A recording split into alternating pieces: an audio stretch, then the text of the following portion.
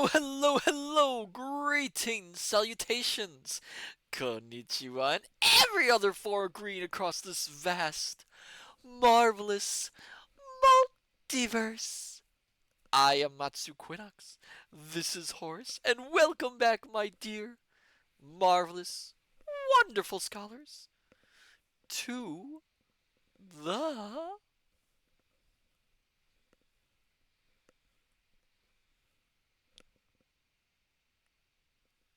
study. Hello there, hello there, hello there. Hello there, Julian 20 Kangaroo. Welcome in. Hello there, Dr. Zadium. Welcome, welcome, welcome. Hello, hello, hello, all you marvelous, wonderful scholars. Whenever you are, wherever you are across this vast, marvelous omniverse, how are you all doing, my dear scholars? How are you all doing? I hope you're doing well. Da, da, da, da, da, da, da, da, da, da. Ah, as of myself, it's been a rest day, so I've been kind of resting and then just doing, just relaxing stuff. Oh, congratulations on getting first Julian 20. Oh my goodness gracious. I almost said it before you got it. I'm so used to you getting first on reading day. Oh dear. Oh, how is everyone today? I hope you're all doing well. Excuse me. Julian 20, LOL, I was waiting for someone else to do it. Ah, well, that's nice of you. That's kind of you. Julian 20. Oh, well, yes, yes, yes, yes, yes. As I said, today was a rest day for me, so I kind of didn't do much of anything. I just kind of, rested. Horace and I took the day off, and we just relaxed and didn't do much. I fell asleep for a while, which is odd because I don't have to sleep. Julian 20, rainy, gloomy day. Aw, but rain is so nice. I love the rain personally. Rain can make you really sleepy though, and makes it's very restful. To be honest, I like a good storm. I love, love, love, love storms. In 20, yeah, things are greening up. Well, they're always green here in the study. I mean, we have different rooms at different seasons, let's be honest. And some of the rooms are always green. I can't say 24/7 because we don't really have a 24-hour calendar, but yeah. Private Maverick, April showers bring May flowers and all that. Ah, yes, yes, that old poem. That old, old poem that we all know. Well, some of us know. Well, most of us. Well, I don't know. But yes, yes, rainy April showers bring May flowers. Yes. Although, no, it is. I don't even know what month it is. I have lost track. That's the problem with a place like the study. Time tends to go all in bunches, and it can be different times in different areas, so you completely lose track of it. I mean, yeah, you cross from one room to another, and all of a sudden you're in winter. I don't want winter again. I'm really tired of the winter times. Mm. But yes, yes, yes. I'm glad to hear everyone's doing all right. I mean, to be fair, things I've heard have been rough in some places, and yeah. But you always have a supporter in me, and I'm always here to help you out. Oh, but my dear scholars, I digress. So tonight, my dear scholars, we are going to be finishing up our reading of The Prisoner of Zenda. Mm. My dear scholars, should I do a quick runaround of what has happened in the book so far, or do we really need a summary? Because at this point, I need plot. I need a PowerPoint presentation to to show it off, or slides. I could use some slides. Horace, why don't we have any slides? Well, yes, of course, I could have made them, but well, I'm not lazy. I'm just busy. That's all. No, that's not fair. I'm perfectly. I am perfectly capable of doing things. Julian 20, a quick summary. Private Maverick wouldn't hurt to have a summary. All right, here goes. So the story so far: Rudolph Ryadale from Britain, came to visit Ruritania, a obscure little country in Europe. He learned of the fact that he is the double of Prince Rudolph, who is soon to become the king of Ruritania. But unfortunately, Prince Rudolph is his throne is being sought after by Black Michael, his half brother. Black Michael first drugged the king, which forced Rudolph re- Rudolph to pretend to be the king, to be crowned. But when he got back after the coronation, he discovered the king had been kidnapped, taken to the castle of Zenda. However, they couldn't rescue the king right away, so far as they have to keep the pretense that he is the king, Rudolph Ryandale. Unfortunately, that meant that Rudolph fell in love with Flavia, the princess who is supposed to be married to the king. In the meantime, they try and find a way to rescue the king from Zenda. Eventually, they do manage to get a force together and a plan, and they storm the castle. Rudolph, there's also this other guy named Rupert, who is a bit of a how do I put this lightly? He is a he is a jerk, really flamboyant jerk, and he doesn't like the king, although he's not a good guy either. And Rudolph and Rupert meet up a couple times. Rupert challenging Rudolph, Rudolph challenging Rupert, that sort of thing. Eventually, they manage to storm the castle, Rudolph sneaking in, and manages to rescue the king, who is half starved and half crazed with disease. In the meantime, though, Rupert fights against Black Michael because Rupert is a jerk and he's in love with the woman who is in love with Black Michael, and Rupert kills Black Michael off screen. We never saw it, we only hear about it, which means that Rudolph never actually gets to challenge the main villain. Ha ha ha ha ha. So, anyway, the king is now freed. Ru- Rudolph is freed from his kingly duties, but the question is, what is going to happen now? Rudolph is still in love with Flavia, and she's still in love with him, but she doesn't know that he's not the king. She just knows that he is Rudolph. So, anyway, that is a quick summary of the story so far. How did I do, my dear scholars?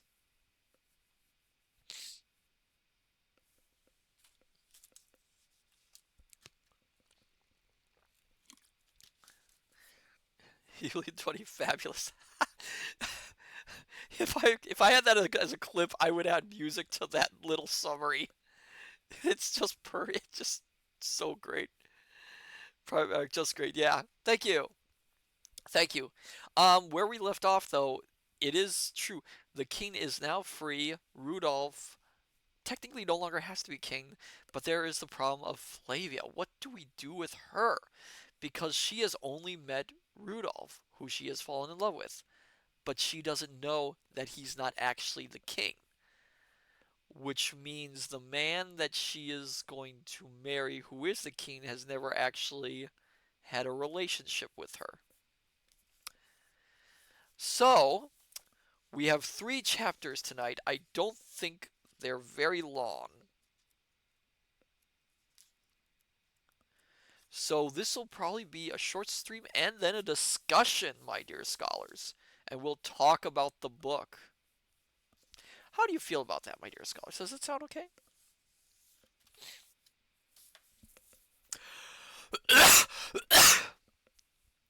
Excuse me. Oh my goodness, all that talking. Mm-mm-mm. Julian 20 says excellent. Good. All right then, my dear scholars. Shall we begin the grand finale of The Prisoner of Zenda? I was kind of surprised. It is not a long book.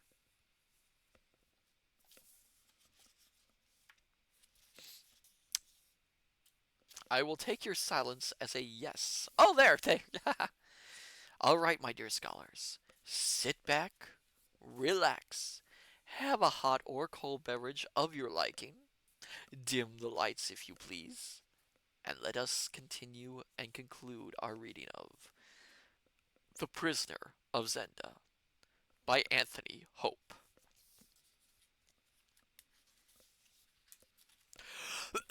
Excuse me. Once again.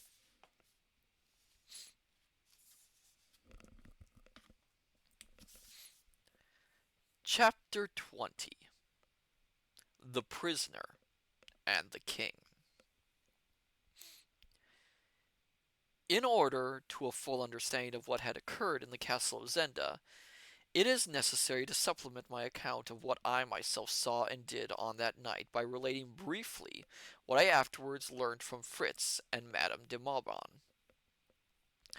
The story told by the latter explained clearly how it happened that the cry, which I had arranged as a stratagem and a sham, had come, in dreadful reality, before its time, and had thus, as it seemed at the moment, ruined our hopes, while in the end it had favored them. The unhappy woman, fired, I believe, by a genuine attachment to the Duke of Strasau, no less than by the dazzling prospects which a dominion over him opened before her eyes, had followed him at his request from Paris to Ruritania. He was a man of strong passions, but of stronger will, and his cool head ruled both. He was content to take all and give nothing. When she arrived, she was not long in finding that she had a rival in the Princess Flavia. Rendered desperate, she stood at nothing which might give or keep for her her power over the Duke. As I say, he took and gave not. Simultaneously, Antoinette found herself entangled in his audacious schemes. Unwilling to abandon him, bound him by the chains of shame and hope, yet she would not be a decoy, nor, at his bidding, lure me to death. Hence the letters of warning she had written. Whether the lines she sent to Flavor were inspired by good or bad feeling, by jealousy, or by pity, I do not know. But here also she served us well. 1 second, I have to have more water.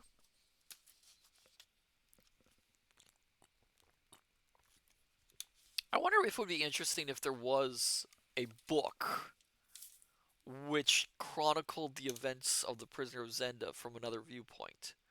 I mean, like we're getting the mention of Antoinette's viewpoint. Would that be interesting to see how she went through these events, or even Flavia? Maybe a retelling of the Prisoner of Zenda from Flavia's point of view. That would be an interesting story.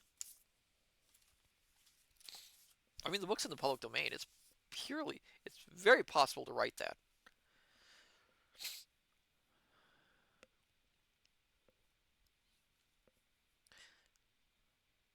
When the Duke went to Zenda, she accompanied him, and here for the first time she learnt the full measure of his cruelty, and was touched with compassion for the unfortunate king.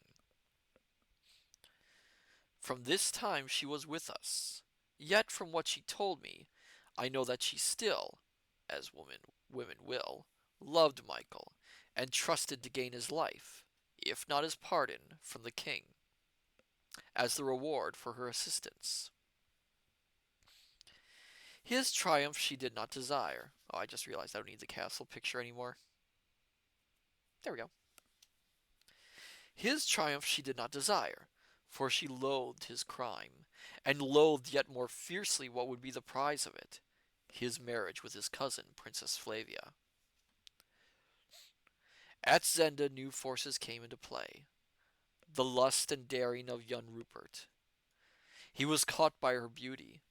Perhaps, perhaps it was enough for him that she belonged to another man, and that she hated him. For many days there had been quarrels and ill will between him and the Duke, and the scene which I had witnessed in the Duke's room was but one of many. Rupert's proposals to me, of which she had, of course, been ignorant, in no way surprised her when I related them. She had herself warned Michael against Rupert, even when she was calling on me to deliver her from both of them. On this night, then, Rupert had determined to have his will. 1 second. When she had gone to her room, he, having furnished himself with a key to it, had made his entrance. Her cries had brought the Duke, and there in the dark room, while she screamed, the men had fought. And Rupert, having wounded his master with a mortal blow, had, on the servants rushing in, escaped through the window as I have described. The Duke's blood, spurting out, had stained his opponent's shirt, but Rupert, not knowing that he had dealt Michael his death, was eager to finish the encounter. How he meant to deal with the other three of the band, I know not. I dare say he did not think, for the killing of Michael was not premeditated. Antoinette, left alone with the Duke, had tried to staunch his wound, and thus was she busied till he died.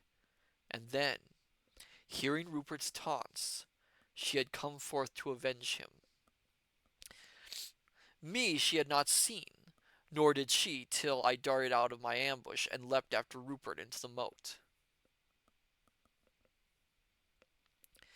The same moment found my friends on the scene. They had reached the chateau in due time and waited ready by the door. But Johann swept with the rest to the rescue of the Duke. Did not open it, swept with the rest to the rescue of the Duke, did not open it. Nay, he took a part against Rupert, putting himself forward more bravely than any in his anxiety to avert suspicion, and he had received a wound in the embrasure of the window. Till nearly 2:30, Sap waited. Then, following my orders, he had sent Fritz to search the banks of the moat. I was not there. Hastening back, Fritz told Sap, and Sap was for following orders still and riding at full speed back to Tarlingham, while Fritz would not hear of abandoning me. Let me have ordered what I would. On this they disputed some few minutes. Then Sap, persuaded by Fritz, detached a party under Burdenstein to gallop back to Tarlingham and bring up the marshal, while the rest fell to on the great door of the chateau. For several minutes it resisted them. Then, just as Antoinette de Mauborne fired at Rupert of Hentzau on the bridge, they broke in. 8 of them in all, and the first door they came to was the door of Michael's room. And Michael lay dead across the threshold, with a sword thrust through his breast. Sap cried out at his death as I had heard, and they rushed on the servants, but these in fear dropped their weapons, and Antoinette flung herself weeping at Sap's feet. And all she cried was that I had been at the end of the bridge and leapt off. "What of the prisoner?" asked Sap, but she shook her head. Then Sap and Fritz, with the gentleman behind them, crossed the bridge slowly, warily, and without noise. And Fritz stumbled over the body of Decontet in the way of the door. They felt him, and found him dead. Then they consulted, listening eagerly for any sound from the cells below. But there came none, and they were greatly afraid that the king's guards had killed him, and having pushed his body through the great pipe, had escaped the same way themselves. Yet, because I had been seen here, they had still some hope. Thus indeed Fritz in his friendship told me, and going back to Michael's body, pushing aside Antoinette, who prayed by it, they found a key to the door which I had locked, and opened the door. The staircase was dark, and they would not use a torch at first, lest they should be more exposed to fire. But soon Fritz cried, "The door down there is open. See, there is light."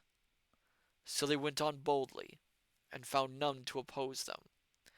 And when they came to the outer room and saw the Belgian, Bersonin, lying dead, they thanked God, Sap saying, "Aye, he has been here." Then rushing into the king's cell, they found Detchard lying dead across the dead physician, and the king on his back with his chair by him. And Fritz cried, "He's dead!" And Sap drove all out of the room except Fritz and knelt by the king. And having learnt more wounds of the sign of death than I, he soon knew that the king was not dead, nor if properly attended, would die. And they covered his face and carried him to Duke Michael's room, and laid him there. And Antoinette rose from praying by the body of the Duke and went to bathe the king's head and dress his wounds, till a doctor came. And Sap, seeing I had been there, and having heard Antoinette's story, sent Fritz to search the moat and then the forest. He dared send no one else. And Fritz found my horse, and feared the worst. Then, as I have told, he found me, guided by the shout with which I had called on Rupert to stop and face me. And I think a man has never been more glad to find his own brother alive than was Fritz to come on me. So that in love and anxiety for me, he thought nothing of a thing so great as would have been the death of Rupert Hentzau. Yet had Fritz killed him, I should have grudged it. I'm starting to wonder if our fine narrator, Rudolph, might have interest in someone else other than just Flavia.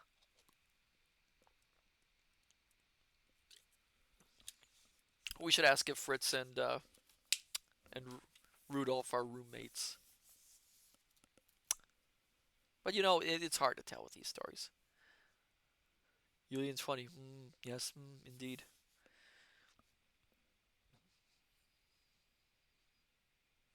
Where was I?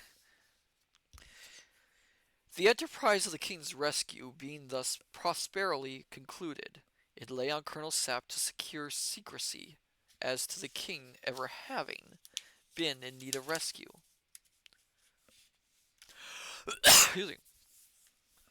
Antoinette de Malborn and Johann the keeper, who indeed was too much hurt to be wagging his tongue just now, were sworn to reveal nothing. Oh, hello there, One Truel. Welcome! We are starting our last 3 chapters of The Prisoner of Zenda. Glad to have you here.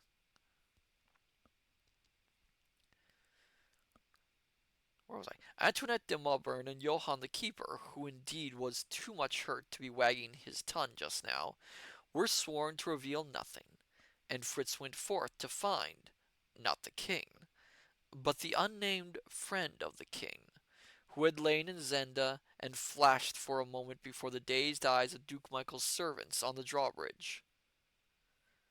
The metamorphosis had happened, and the king, wounded almost to death by the attacks of the Golars who guarded his friend, had at last overcome them, and rested now, wounded but alive, in Black Michael's own room in the castle. There he had been covered. There he had been carried, his face covered with a cloak, from the cell, and thence orders issued that if his friend were found, he should be brought directly and privately to the king, and that meanwhile messengers should ride at full speed to Tarlingham to tell Marshal Straxer. Yeah, I'm doing terrible with the names today.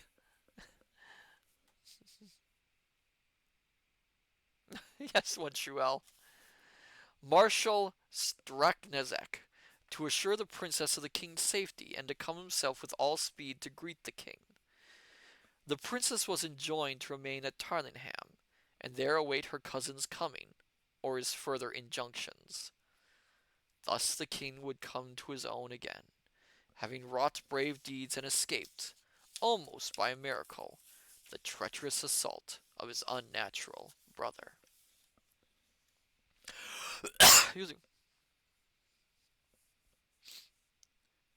This ingenious arrangement of my lawn-headed old friend prospered in every way, save where it encountered a force that often defeats the most cunning schemes.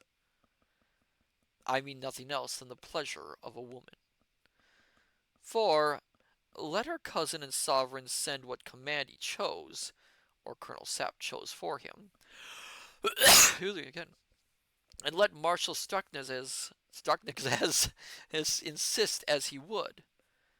The Princess Flavia was in no way minded to rest at Tarlingham, while her lover lay wounded at Zenda.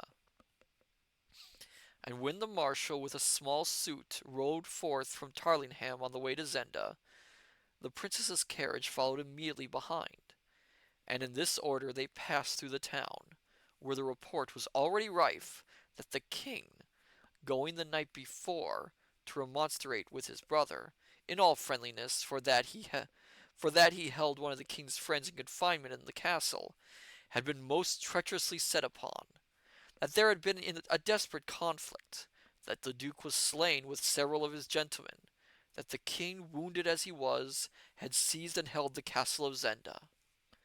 All of which talk made, as may be supposed, a mighty excitement, and the wires were set in motion, and the tidings came to Strassau only just after orders had been sent thither to parade the troops and overawe the dissatisfied quarters of the town with a display of force. I drink water.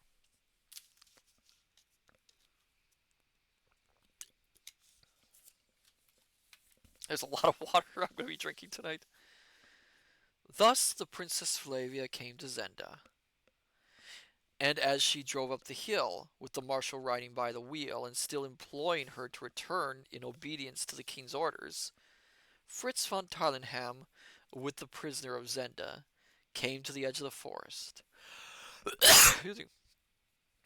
Excuse me again for my coughing. I had revived from my swoon and walked, resting on Fritz's arm, and looking out from the cover of the trees I saw the princess.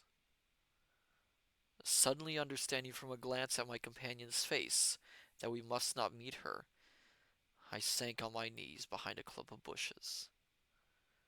But there was one whom we had forgotten, but who followed us, and was not disposed to let slip the chance of earning a smile and maybe a crown or two.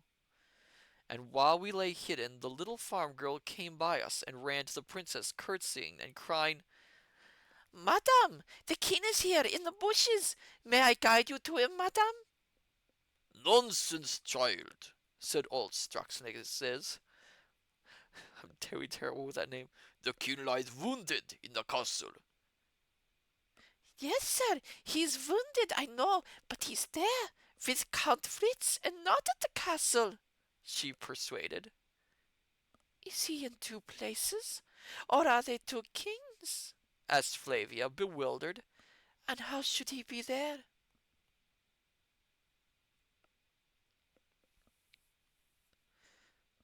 Sorry, I'm trying to.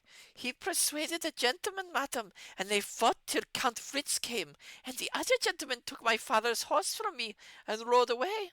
But the king is here with Count Fritz. Why, madam, is there another man in Ruritania like the king?"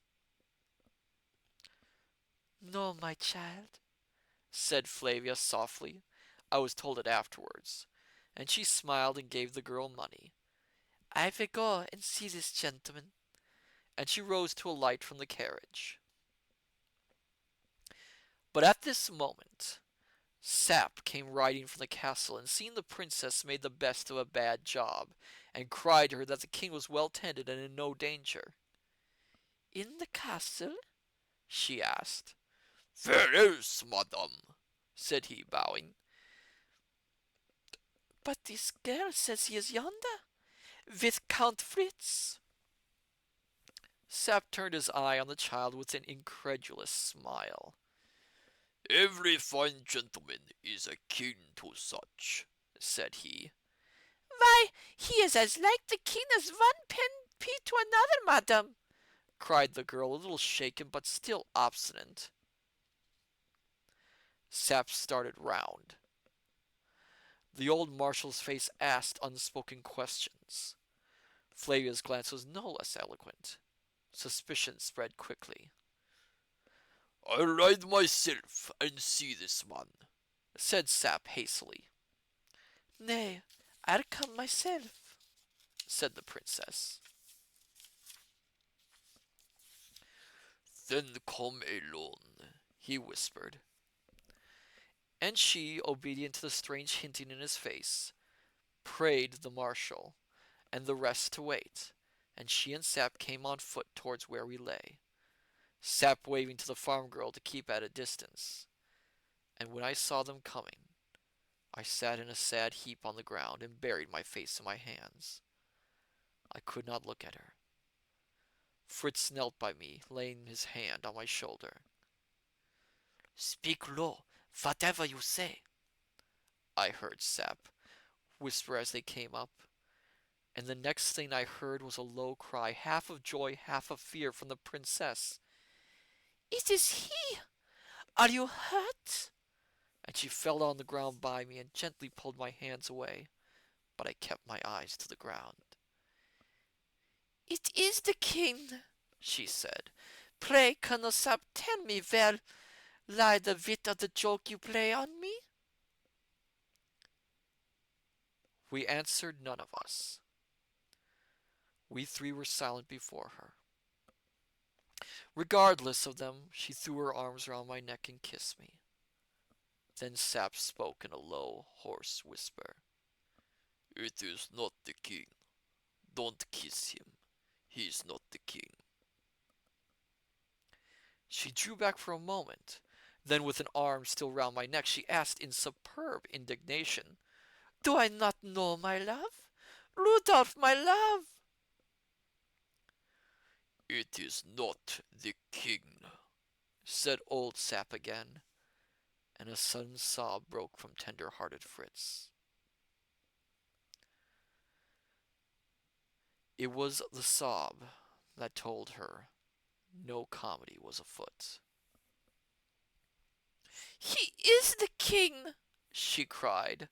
"It is the king's face, the king's ring, my ring! It is my love!"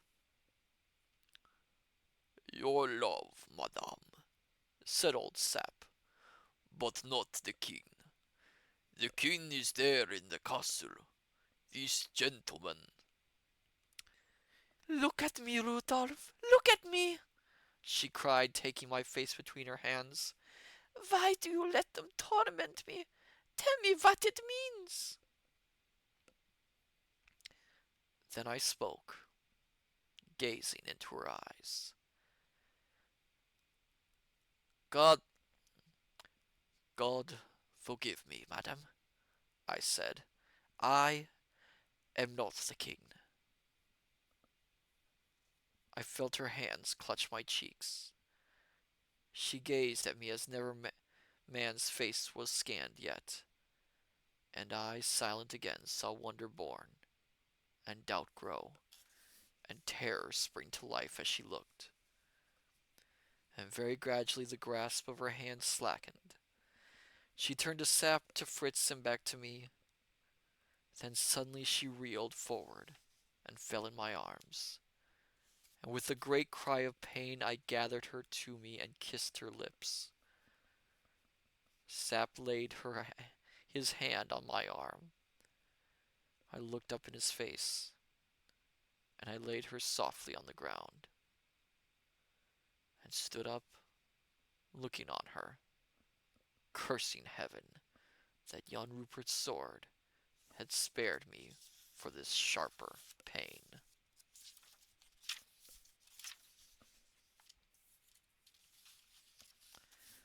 Let me get another drink of water. Oh, poor Rudolph. Everything was going so well, and then just this one person, this single one person, messed it all up for them. Poor Rudolph. If only things could have been so much easier for him. Excuse me. But alas, things always have to turn complicated, especially in regards to love.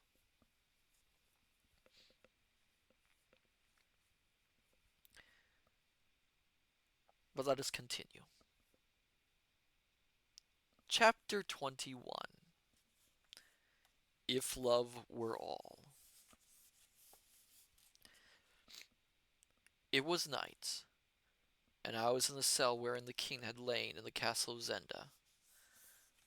The great pipe that Rupert of Hentzau had nicknamed Jacob's Ladder was gone, and the lights in the room across the moat twinkled in the darkness. All was still. The din and clash of strife were gone. I had spent the day hidden in the forest from the time when Fritz had led me off, leaving Sap with the princess. Under cover of dusk, muffled up, I had been brought to the castle and lodged where I now lay. Though 3 men had died there, 2 of them by my hand, I was not troubled by ghosts. I had thrown myself on a pallet by the window and was looking out on the black water. Johann the keeper, still pale from his wound, but not much hurt besides, had brought me supper.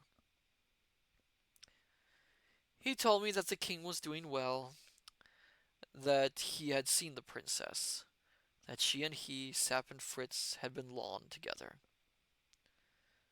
Marshal Strakenez was gone to Strassau. Black Michael lay in his coffin, and Antoinette de Malborn watched by him. Had I not heard, from the chapel, priests singing mass for him? Excuse me. Outside there were strange rumors afloat. Some said that the prisoner of Zenda was dead. Some that he had vanished, yet alive. Some that he was a friend who had served the king well in some adventure in England. Others that he had discovered the Duke's plots, and had therefore been kidnapped by him. One or two shrewd fellows shook their heads and said only that they would say nothing, but they had suspicions that more was to be known than was known, if Colonel Sapp would tell all he knew.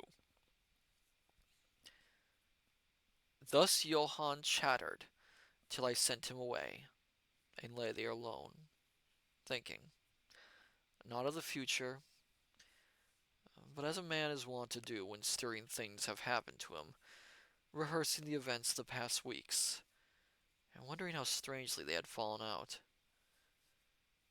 And above me, in the stillness of the night, I heard the standards flapping against their poles, for Black Michael's banner hung there half-mast high, and above it the royal flag of Ruritania, floating for one night more over my head.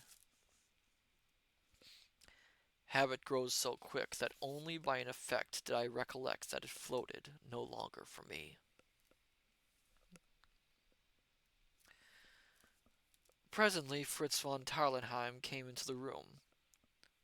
I was standing then by the window. The glass was open, and I was idly fingering the cement which clung to the masonry where Jacob's ladder had been.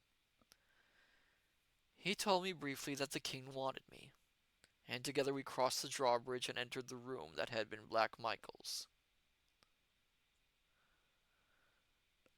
The king was lying there in bed. Our doctor from Tylenham was in attendance on him, and whispered to me that my visit must be brief.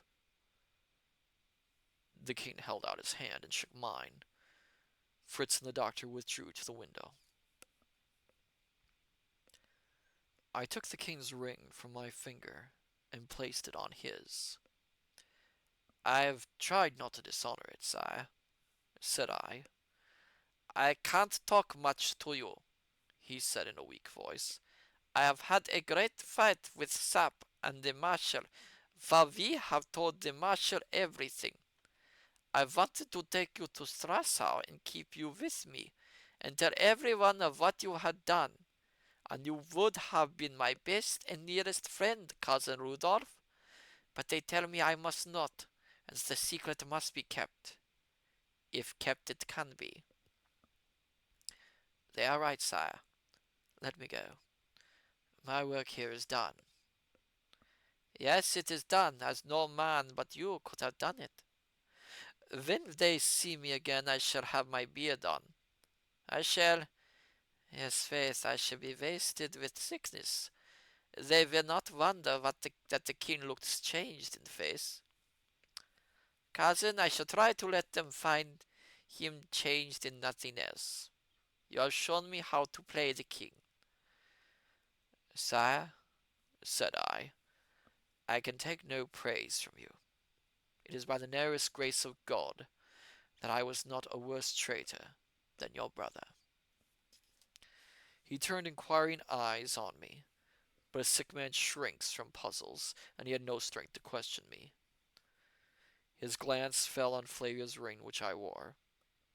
I thought he would question me about it, but after fingering it idly, he let his head fall on his pillow. "I don't know when I shall see you again," he said faintly, almost listlessly. If I can ever serve you again, sire, I answered. His eyelids closed. Fritz came with the doctor. I kissed the king's hand and let Fritz lead me away. I have never seen the king since. Aww.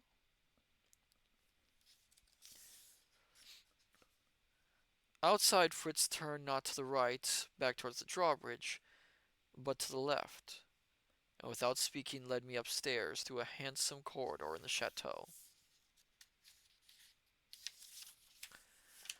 Where are we going? I asked. Looking away from me, Fritz answered. She has sent for you.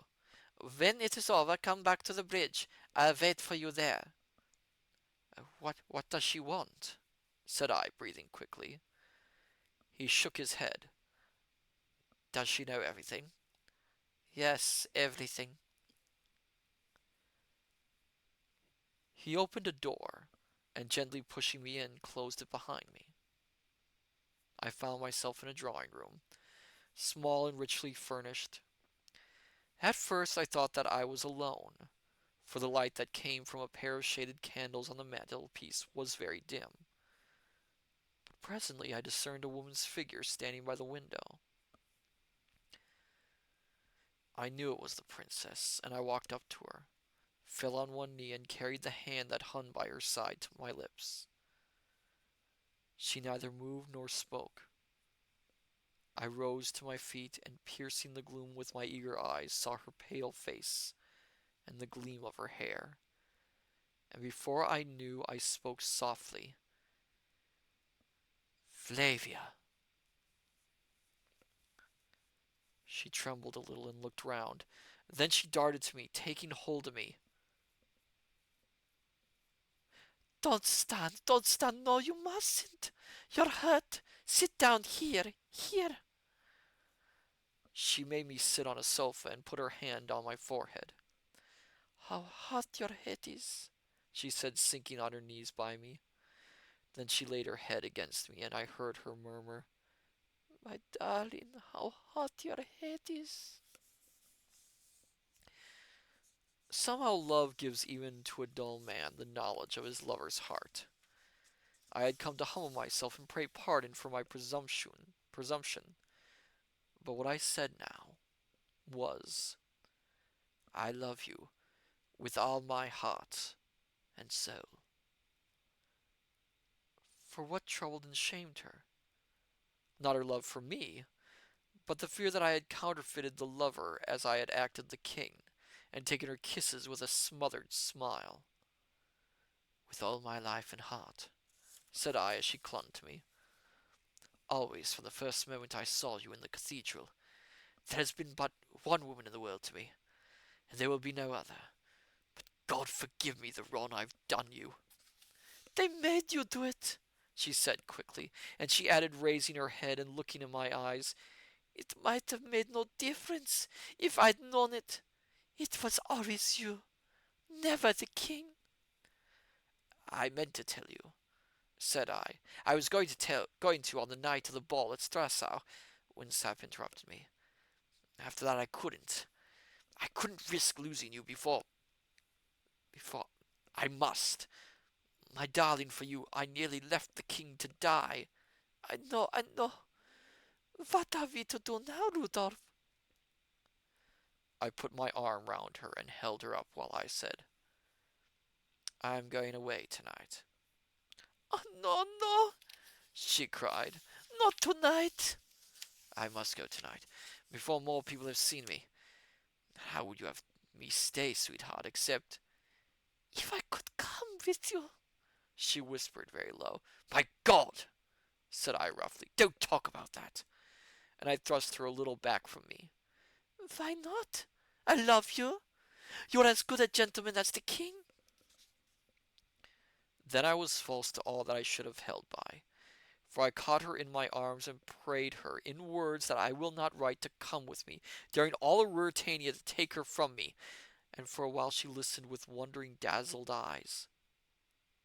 But as her eyes looked on me, I grew ashamed, and my voice died away in broken murmurs and stammerings, and at last I was silent. She drew herself away from me and stood against the wall, while I sat on the edge of the sofa, trembling in every limb, knowing what I had done, loathing it, obstinate not to undo it. So we rested a long time.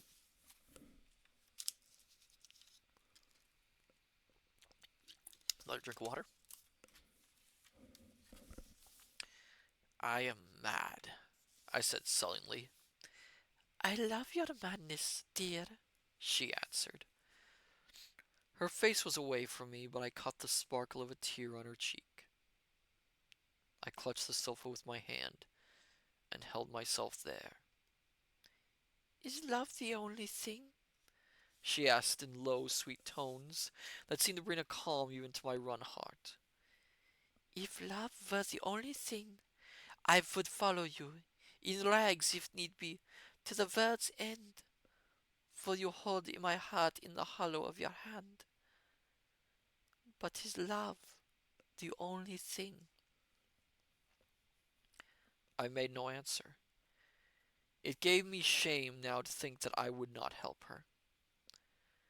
She came near me and laid her hand on my shoulder. I put my hand up and held hers.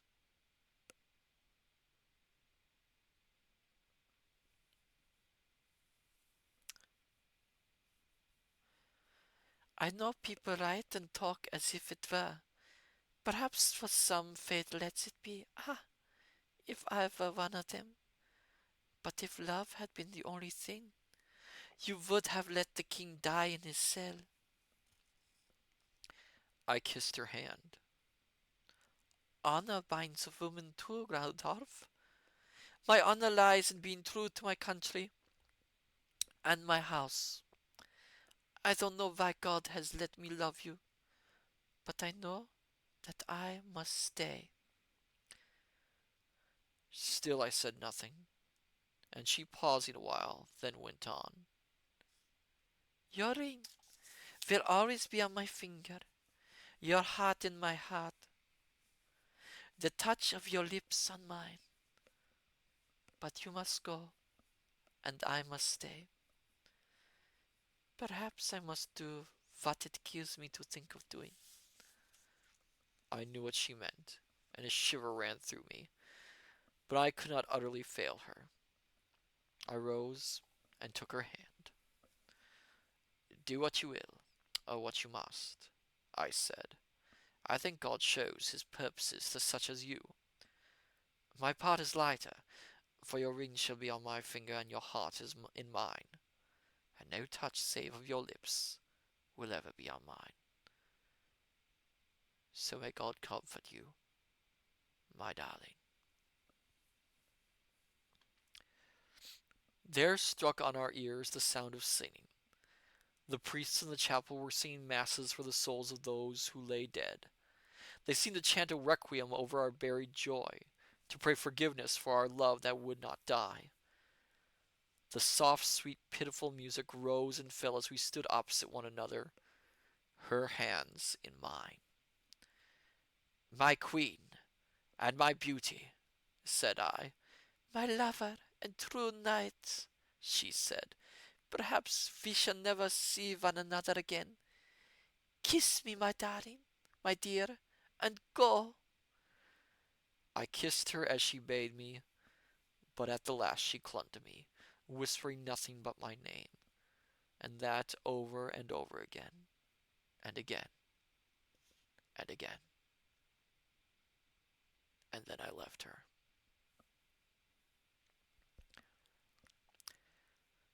Rapidly I walked down to the bridge. Sap and Fritz were waiting for me. Under their directions I changed my dress, and muffling my face, as I had done more than once before, I mounted with them at the door of the castle, and we three rode through the night and on to the breaking day, and found ourselves at a little roadside station just over the border of Ruritania. The train was not quite due, and I walked with them in a meadow by a little brook while we waited for it. They promised to send me all news. They overwhelmed me with kindness. Even old Sap was touched to gentleness, while Fritz was half unmanned. I listened in a kind of dream to all they said. Rudolph, Rudolph, Rudolph still rang in my ears, a burden of sorrow and of love. At last they saw I could not heed them. Oh, it was her voice. Rudolph, Rudolph, Rudolph still rang in my ears, a burden of sorrow and of love. At last they saw that I could not heed them, and we walked up and down in silence, till Fritz touched me on the arm, and I saw a mile or more away the blue smoke of the train. Then I held out a hand to each of them. We are all but half men this morning, said I, smiling. But we have been men, eh, Sap and Fritz, old friends? We have run a good course between us. We have defeated traitors and set the king firm on his throne, said Sap. Then Fritz von Tarleham suddenly, before I could discern his purpose or stay him, uncovered his head and bent as he used to do, and kissed my hand. And I snatched it away. He said, trying to laugh, Heaven doesn't always make the right men kings. Old Sap twisted his mouth as he wrung his hand. The devil has his share in most things, said he. The people at the station looked curiously at the tall man with the muffled face, but we took no notice of their glances. I stood with my two friends and waited till the train came up to us. Then we shook hands again, saying nothing. And both this time, and indeed from old Sap it seemed strange, bared their heads, and so stood still till the train bore me away from their sight, so that it was thought some great man travelled privately for his pleasure from the little station that morning, whereas in truth it was only I, Rudolph Rassendyll, an English gentleman, a cadet of a good house, but a man of no wealth nor position, nor of much rank. They would have been disappointed to know that. Yet had they known all, they would have looked more curiously still. For be I what I might now, I had been for 3 months a king, which if not a thing to be proud of, is at least an experience to have undergone. Doubtless I should have thought more of it, had there not echoed through the air, from the towers of Zenda, that we were leaving far away, into my ears and into my heart, the cry of a woman's love. Rudolph, Rudolph, Rudolph. Hark, I hear them now. Alien 20 sniff. Yes, it's sad. Everything he went through, and now he has to go. All because of honor and duty and all of that.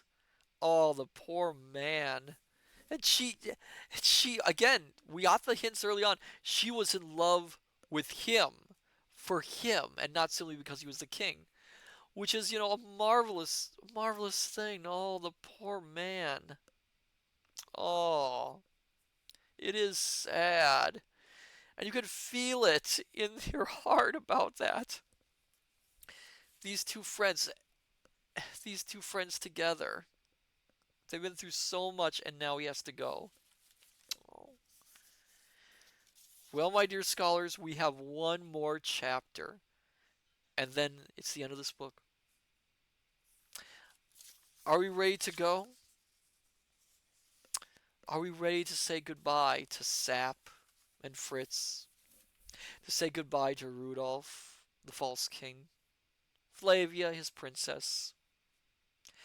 The towers, the castles of Zenda, Ruritania, Black Michael, bold Rupert, and all of them? Alien 20 says yes. All right, my dear scholars. Well, then, let us read the last chapter.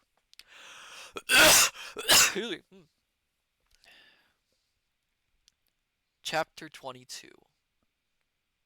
Present, Past, and Future. The details of my return home can have but little interest. I went straight to the Tyrol and spent a quiet fortnight, mostly on my back, for a severe chill developed itself, and I was also the victim of a nervous reaction which made me weak as a baby. As soon as I had reached my quarters, I sent an apparently careless postcard to my brother, announcing my good health and prospective return. That would serve to satisfy the inquiries as to my whereabouts, which were probably still vexing the prefect of the police of Strassau. I let my mustache and imperial grow again, and as hair comes quickly on my face, they were respectable, though not luxuriant, by the time that I landed myself in Paris and called on my friend George Featherly. My interview with him was chiefly remarkable for the number of unwilling but necessary falsehoods that I told, and I rallied him unmercifully when he told me that he had made up his mind that I had gone in the track of Madame de Malborn to Strassau. The lady, it appeared, was back in Paris, but was living in great seclusion, a fact for which gossip found no difficulty in accounting. Did not all the world know of the treachery and death of Duke Michael? Nevertheless, George bade Bertrand be of good cheer, for, said he flippantly, a live poet is better than a dead duke. Then he turned on me and asked, "What have you done? What have you been doing to your moustache?" "To tell the truth," I answered, assuming a sly air, "a man now and then has reason for wishing to alter his appearance, but it's coming on very well again." "What? Then I wasn't so far out!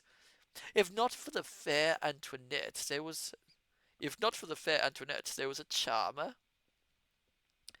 "There's always a charmer," said I, sententiously. But George would not be satisfied till he had wormed out of me. He took much pride in his ingenuity, an absolutely imaginary love affair, attended with the proper subcono scandal, which had kept me all this time in the peaceful region of the Tyrol. In return for this narrative, George regaled me with a great deal of what he called inside information, known only to diplomatists, as to the true course of events in Ruritania, the plots and counterplots. In his opinion, he told me, with a significant nod, there was more to be said for Black Michael than the public supposed, and he hinted at a well-founded suspicion that the mysterious prisoner of Zenda, concerning whom a good many paragraphs had appeared, was not a man at all, but, here I had much ado not to smile, a woman disguised as a man, and that strife between the king and his brother for this imaginary lady's favor was at the bottom of their quarrel. "Perhaps it was the Madame de Malborn herself," I suggested. "No!" said George decisively. "Antoinette de Malborn was jealous of her, and betrayed the Duke to the King for that reason. And to confirm what I say, it's well known that the Princess Flavia is now extremely cold to the King, after having been most affectionate." At this point I changed the subject, and escaped from George's inspired delusions. But if diplomatists never know anything more than they had succeeded in finding that. But if diplomatists never know anything more than they had succeeded in finding out in this instance, they appeared to me to be somewhat expensive luxuries. While in Paris, I wrote to Antoinette, though I did not venture to call upon her. I received in return a very affecting letter, in which she assured me that the king's generosity and kindness, no less than her regard for me, bound her conscience to absolute secrecy. She expressed the intention of settling in the country, and withdrawing herself entirely from society. Whether she carried out her designs I have never heard, but as I have not met her or heard news of her up to this time, it is probable that she did.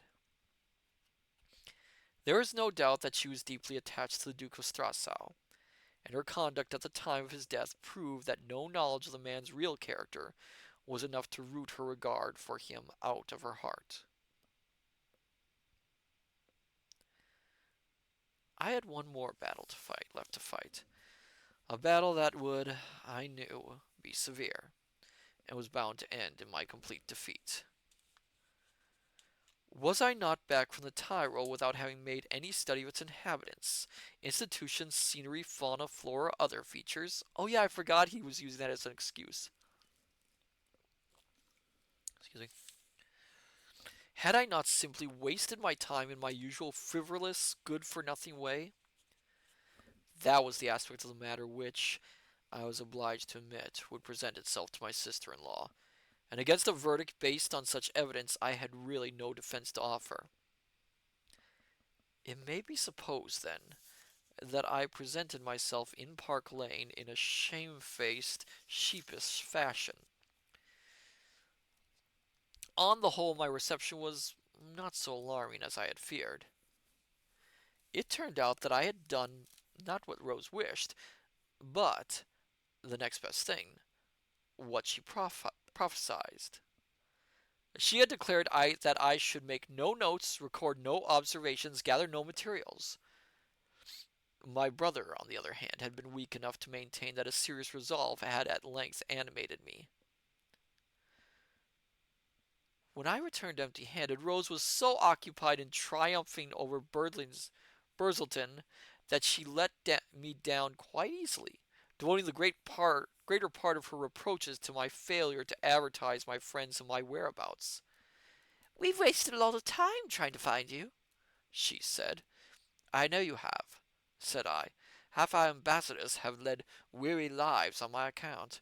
George Featherly told me so. But why should you have been anxious? I can take care of myself." "Oh, it wasn't that!"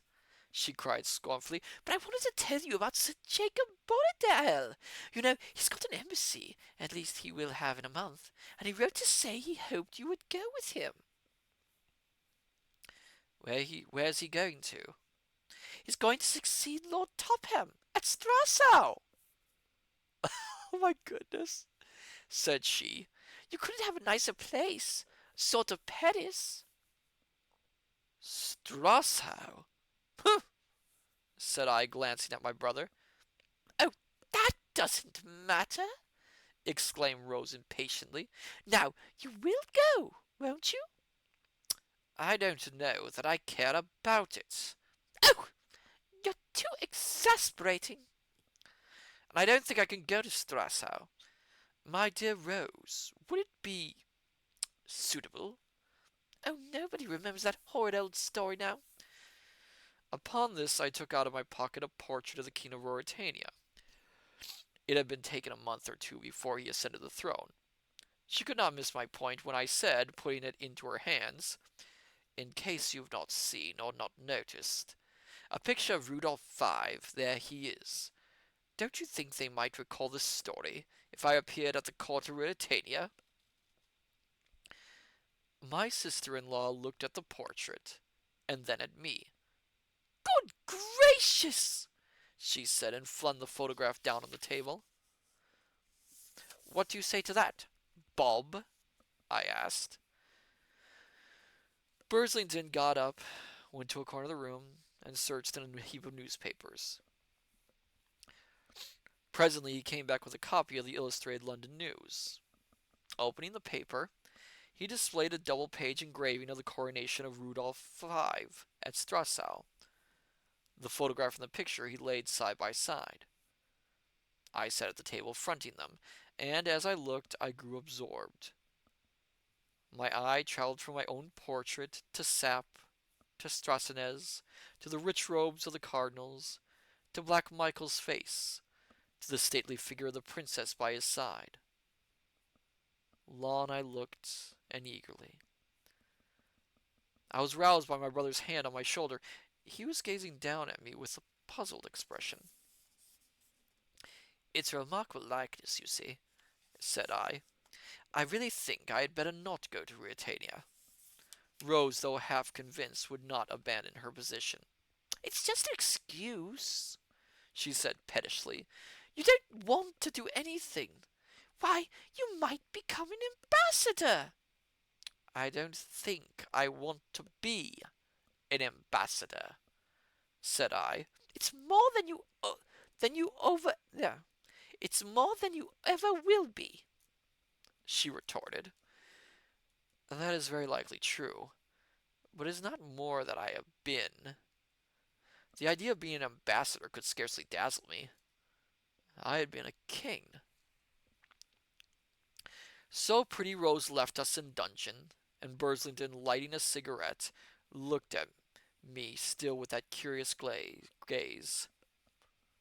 That picture in the paper, he said. Well, what of it? It shows that the King of Ruritania and your humble servant are as like as two peas. My brother shook his head.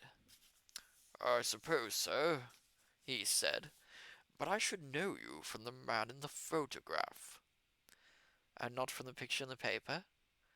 I should know the photograph from the picture.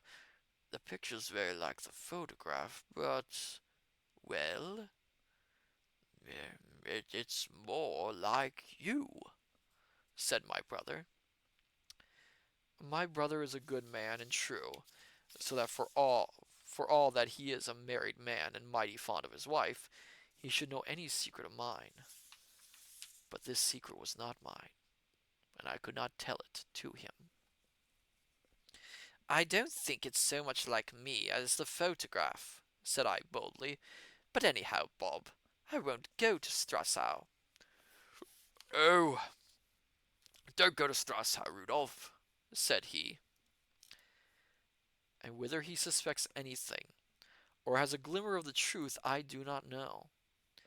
If he has, he keeps it to himself, and he and I never refer to it, and we let Sir Jacob Borradaile find another attaché.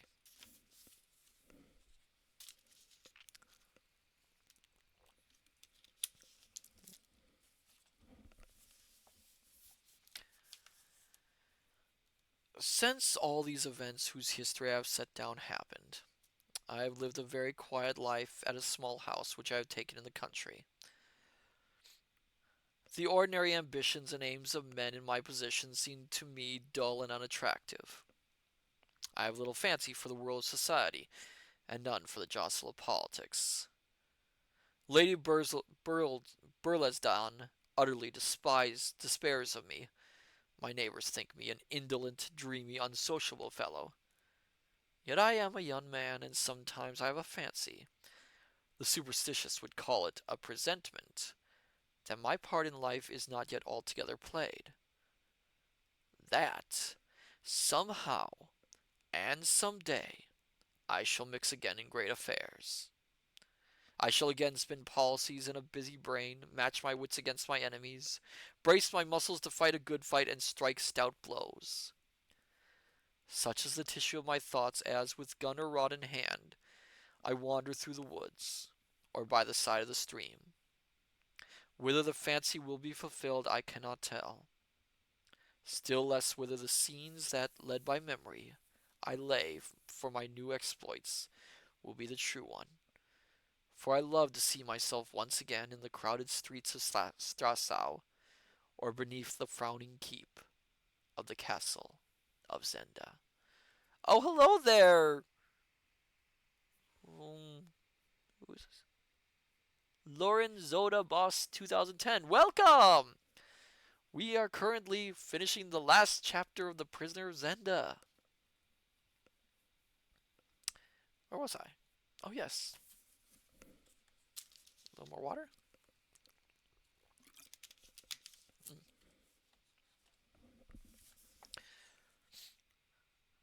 Thus led, my broodings leave the future and turn back on the past. Shapes rise before me in long array. The wild first revel with the king, the rush with my brave tea table, the night in the moat, the pursuit in the forest, my friends and my foes, the people who learned to love and honor me, the desperate men who tried to kill me. And from amidst these last comes one who alone of all of them yet moves on earth, though where I know not, yet plans, as I do not doubt, wickedness, yet turns women's hearts to softness and men's to fear and hate. Where is young Rupert of Hentzau, The boy who came so nigh to beating me. When his name comes into my head, I feel my hand grip, and the blood move quicker through my veins. And the hint of fate, the presentiment, seems to grow stronger and more defiant, and to whisper insistently in my ear that I have yet a hand to play with young Rupert. Therefore I exercise myself in arms, and seek to put off the day when the vigor of youth must leave me.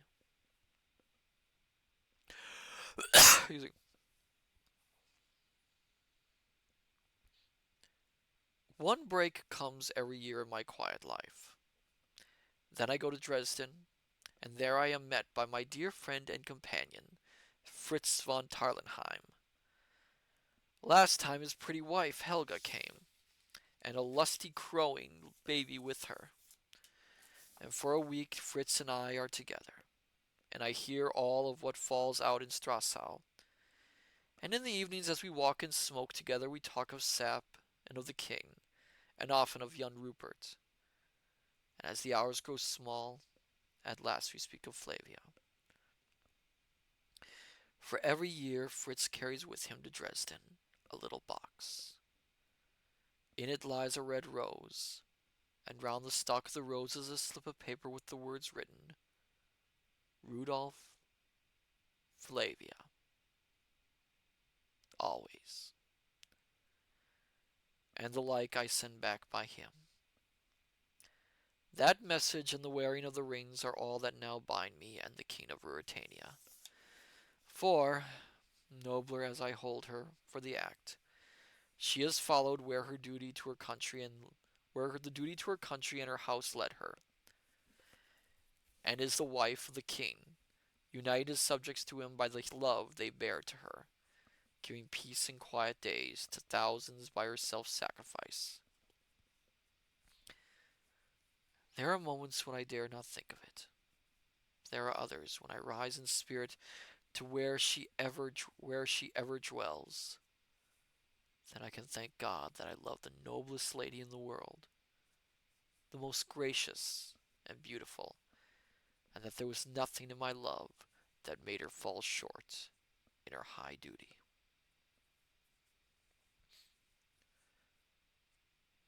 Shall I see her face again? The pale face and the glorious hair? Of that I know nothing. Fate has no hint, my heart no presentiment. I do not know. In this world, perhaps, nay, it is likely, never. And can it be that somewhere, in a manner whereof our flesh-bound minds have no apprehension, she and I will be together again, with nothing to come between us, nothing to forbid our love? That I know not, nor wiser heads than mine. But if it be never, if I can never hold sweet converse again with her, or look upon her face, or know from her her love, why, then this side of the grave I will live as becomes the man whom she loves. And for the other side, I must pray a dreamless sleep. The end. Oh my goodness. What an ending. You know, I'll give Anthony Hope this. He does know how to carefully lower down the energy of the book. Because there's a lot of action ahead, but he does know to use the last few chapters to just gently let the readers breathe and take it all in, and take in all the emotion that they're probably feeling. And we're with Rudolph as he realizes that he can't have the one thing he wants. And Flavia can't have the one thing she wants because of that feeling of honor and duty they both have. They want to be together, but she has to stay. He has to go. Great story and a lot of emotion too. Yes, there is a lot of emotion. Um, there is a sequel book which is called Rupert of Hentzau and brings back all the characters from this book. I am not going to read that book.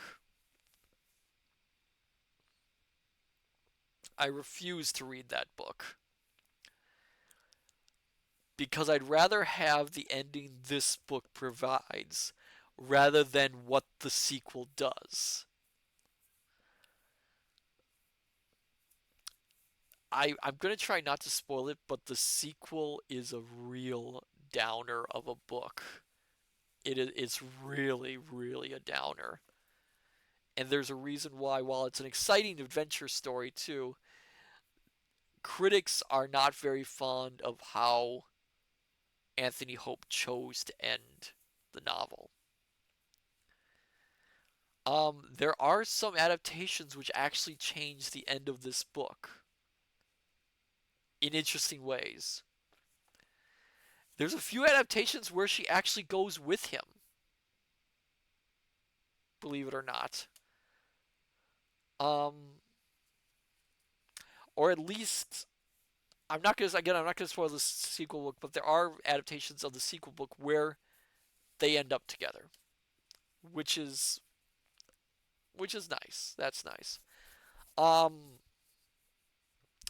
I can see why this book was so popular when it came out. It is really, really, really a good novel. A lot of excitement, a lot of thrills. You can see that proto action film style in the story, especially the raid on the castle. Although, again, the choice to have the secondary villain off the main villain and not even on purpose, rather than our hero, is an interesting one. And I don't think it's used very often in stories even today. And you can also see that the ending they chose is very much based off the morals and ideas of the time, which is, again, in England, that feeling of duty and honor, and that one has to be guided by those rather than going by one's emotions. There's a lot of romanticism in this too, in this.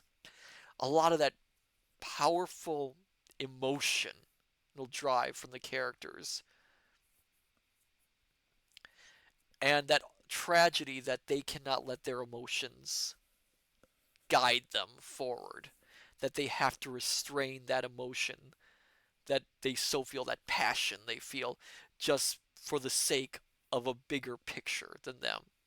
It's quite interesting. It's quite interesting. Um, but yes, I hope you all enjoyed it, my dear scholars. I hope you liked it. I had been meaning to read this book for a while. It has always been on my read list for the streams. So getting to finally read it after all this time was an interesting experience. 2020. Oh yes, yes. It is interesting. I'll mention that a lot of the adaptations of this book and adaptations where they go in a different direction choose to alter significantly relationships so that the ending isn't quite a downer, or at least like either do things like the king and the princess actually are in love with each other and the king's not a complete wet fish like he is in the book, or find a way for the double and the version of Flavia to get together in the end so that they're not separated. Okay, so next week, Tuesday, if everything goes according to plan, remember that, my dear scholars, it always is if everything goes according to plan. Next week, we'll be doing more, on Tuesday, we'll be playing more Power Wash Simulator. And then, next Thursday, again, if everything goes swimmingly, we're going to try something new. Um, you all know I've done movie showings here, public domain movie showings. And very often I use trivia, I talk about it during the film, do a kind of running commentary. So, The Prisoner of Zenda was a very, very popular book, and there were a lot of movie versions made. There is a movie version in the public domain, a silent movie version from the 1920s. I believe it's 1927. Next Thursday, we are going to be doing a book versus movie showing where we are going to watch the 1927 version of Prisoner of Zenda, and we'll talk about and see how it differs from the book, how it's similar, what choices they made in the adaptation, and we should probably have a little bit of fun with that. So then, let's see for now who we can raid for this fine evening.